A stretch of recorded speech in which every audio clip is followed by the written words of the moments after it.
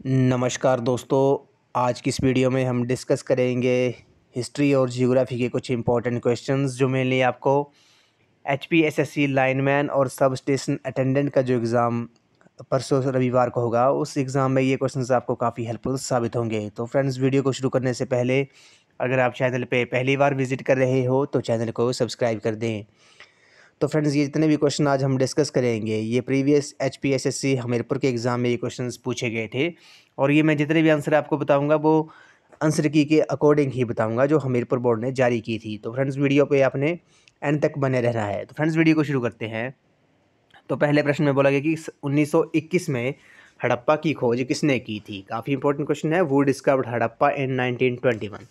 तो question number first का जो करेक्ट आंसर है आपका ऑप्शन नंबर ए है, दयाराम साहनी ने 1921 में हड़प्पा की खोज की थी। ऑप्शन नंबर ए जो है इस क्वेश्चन का करेक्ट आंसर है। आपको पता होगा कि हड़प्पा जो वो 1921 में दयाराम साहनी ने हड़प्पा स्थल की खोज की थी, जो वर्तमान में कहाँ पर है, वो पाकिस्तान के मोंटगोमरी जिले में रावी नदी के किनारे स्थित है। ऑप्शन नंबर ए इस क्वेश्चन का करेक्ट आंसर हो जाएगा। और हड़प्पा संस्कृति के जो सर्वाधिक स्थल थे वो गुजरात में आज़ादी के बाद खोजे गए हैं। तो ऑप्शन नंबर ए इस क्वेश्चन का राइट आंसर है। ये भी आपने याद रखना है। अगला प्रश्न है, इसमें बोला कि आर्यन शब्द का शब्द अर्थ है। तो the word Aryan literally mean. तो आर्यन शब्द का जो शब्द अर्थ होता है वो क्या होता है, वो जन्म से उच्च होगा, of high birth. Option number C जो है इस क्वेश्चन का करेक्ट आंसर है। अगला प्रश्न है, सरस्वती नदी का ऋग्वैदिक नाम क्या है। The Rigvedic name of river Saraswati. काफ़ी इंपॉर्टेंट क्वेश्चन है। तो इस क्वेश्चन का जो राइट आंसर है वो आपका ऑप्शन नंबर बी है। नदी तारा जो है वो आपका सरस्वती नदी का वैदिक नाम है। ऑप्शन नंबर बी जो है इस क्वेश्चन का राइट आंसर हो जाएगा। तो फ्रेंड्स, ये जितने भी क्वेश्चन आज हम डिस्कस कर रहे हैं, यानी कि आपने शॉर्ट फॉर्म में नोट्स जरूर बना लेने हैं क्योंकि ये आपको रिवीजन के टाइम काफ़ी हेल्पफुल साबित होंगे।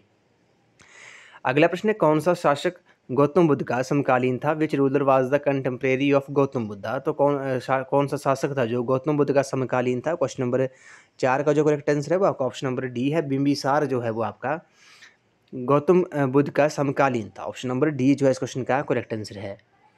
अगला प्रश्न है, बुद्ध के उपदेशों का संग्रह निम्न में से किसमें है। Collection of Buddha sermons is in which of the following. तो ये सुत्त पिटक जो है इस क्वेश्चन का करेक्ट आंसर है। बुद्ध के उपदेशों का संग्रह जो है वो आपका सुत्त पिटक में है।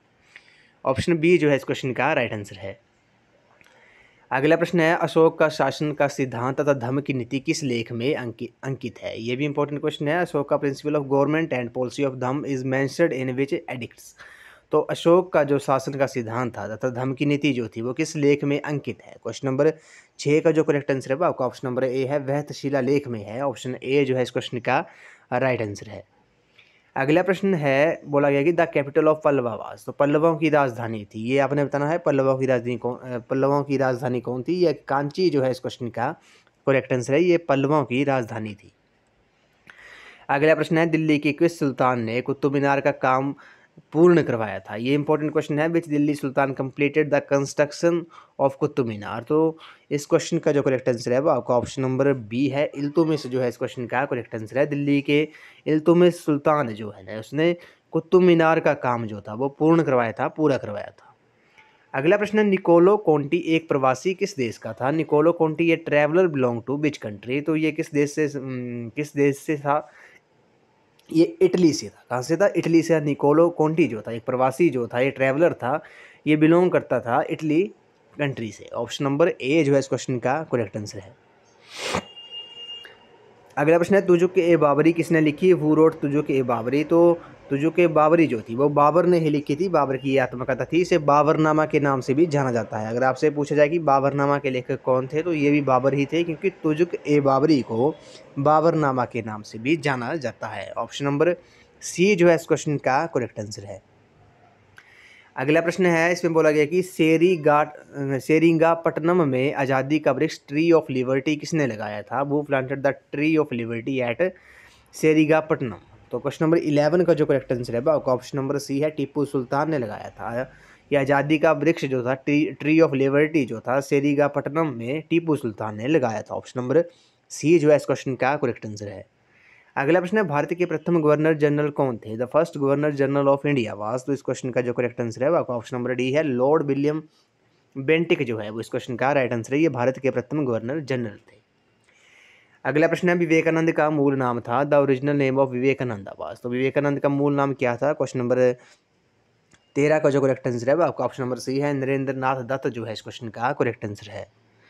अगला प्रश्न है, भारतीय राष्ट्रीय कांग्रेस के प्रथम मुस्लिम अध्यक्ष कौन थे? वो was the first Muslim president of Indian national Congress. तो इस क्वेश्चन का जो करेक्ट आंसर है वो आपका ऑप्शन नंबर डी है, बदरुद्दीन तैयबजी जो हैं वो इस क्वेश्चन का राइट आंसर है। ये भारतीय राष्ट्रीय कांग्रेस के प्रथम मुस्लिम अध्यक्ष थे।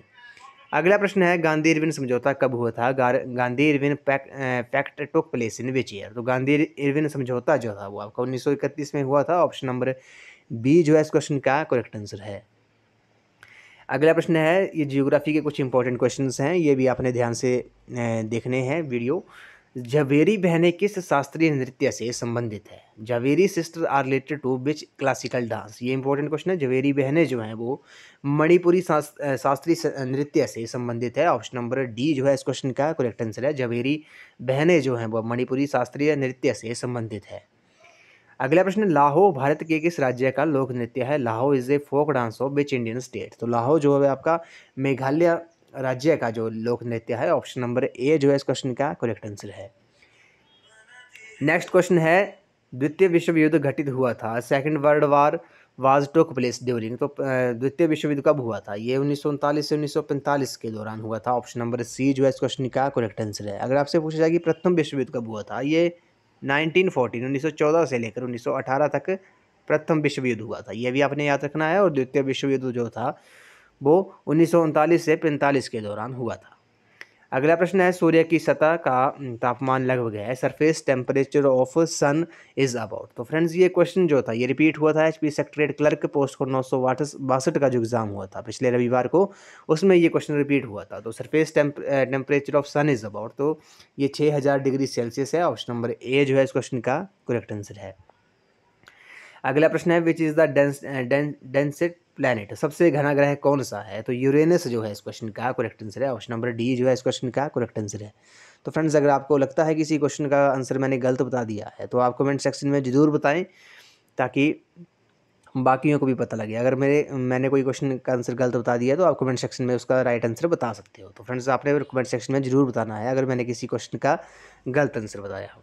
अगला प्रश्न है, दक्षिणी गोलार्ध में सबसे छोटा दिन कौन सा है? Which is the shortest day in southern hemisphere? तो 21 जून जो है इस क्वेश्चन का करेक्ट आंसर है। ऑप्शन नंबर सी जो है इस क्वेश्चन का राइट आंसर है। अगला प्रश्न है, पृथ्वी का कोर बना हुआ है, the core of the earth is composed of? तो पृथ्वी का जो कोर है वो किससे बना है? वो निकल और आयरन से बना है। ऑप्शन नंबर सी जो है इस क्वेश्चन का करेक्ट आंसर है। The core of the earth is composed of nickel and iron. Option C जो है इस क्वेश्चन का राइट आंसर है। अगला प्रश्न है, इसमें बोला गया कि seismology deals with the study of? तो सिस्मोलॉजी किसके अध्ययन के साथ जुड़ी हुई है? ये भूकंप जो है इस क्वेश्चन का राइट आंसर है। Seismology deals with the study of earthquakes. Option number C जो है इस क्वेश्चन का राइट आंसर है। इस वीडियो को लास्ट क्वेश्चन है, इसमें बोला गया कि coal is which type of rock? कोयला किस प्रकार की चट्टान है? ये अपसादी प्रकार की चट्टान है। ऑप्शन नंबर बी जो है इस क्वेश्चन का करेक्ट आंसर है। कोयला जो है वो आपकी अपसादी प्रकार की चट्टान है। ऑप्शन बी जो है इस क्वेश्चन का राइट आंसर है। तो फ्रेंड्स आज की वीडियो में बस इतना ही। आज हमने हिस्ट्री और जियोग्राफी के कुछ इंपॉर्टेंट क्वेश्चन डिस्कस किए जो मेनली आपको HPSSC लाइनमैन और सब स्टेशन अटेंडेंट के एग्ज़ाम में ये क्वेश्चंस आपको काफ़ी हेल्पफुल साबित होंगे। तो फ्रेंड्स आई होप आपको वीडियो पसंद आई होगी, तो वीडियो को लाइक शेयर एंड सब्सक्राइब जरूर कर दें। तो थैंक यू फ्रेंड्स।